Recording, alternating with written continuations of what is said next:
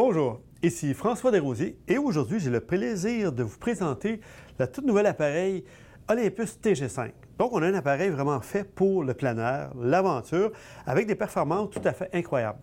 Commencer, on a un zoom de 4x, donc un 2500 de f2 à 4.9, ce qui fait qu'on est capable de travailler dans toutes sortes de luminosité. Et tout ça grâce au nouveau processeur TruePic 8, donc le même qu'on retrouve dans le OMD OM1 Mark II, donc vraiment un processeur d'appareil professionnel.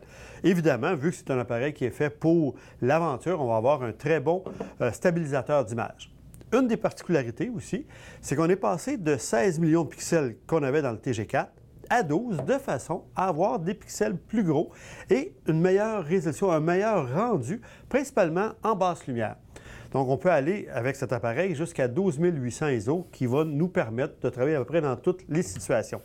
Une chose intéressante, vu qu'on peut mettre différents accessoires dessus comme des télés ou des grands angles ou encore une petite lampe au LED de façon à pouvoir travailler plus facilement en macro, eh bien, sur la bague, il y a maintenant une barrure qui va nous permettre de s'assurer de ne pas perdre la bague. Une chose aussi intéressante pour vraiment les amateurs de photographie, eh bien, on a des fichiers RAW dedans. Donc, on peut faire RAW tout seul ou encore RAW avec JPEG de différentes résolutions.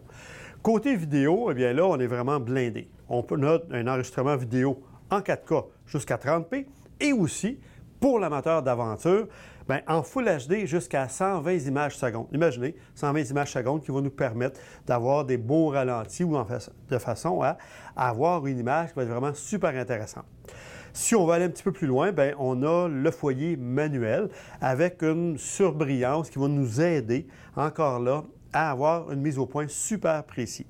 Pour des situations un petit peu embêtantes de travail, on a le mode Pro Capture. Ce qui fait que je suis capable d'avoir une capture avant la prise de vue, soit de une demi-seconde jusqu'à 10 secondes, juste avant mon déclencheur, et là, de garder les dernières images, donc juste au cas que j'aurais déclenché un petit peu trop tard. Aussi, pour les amateurs de photos sous-marines, j'ai 4 modes de photos sous-marines, dont une en HDR. Ce sont super intéressants par rapport à ça.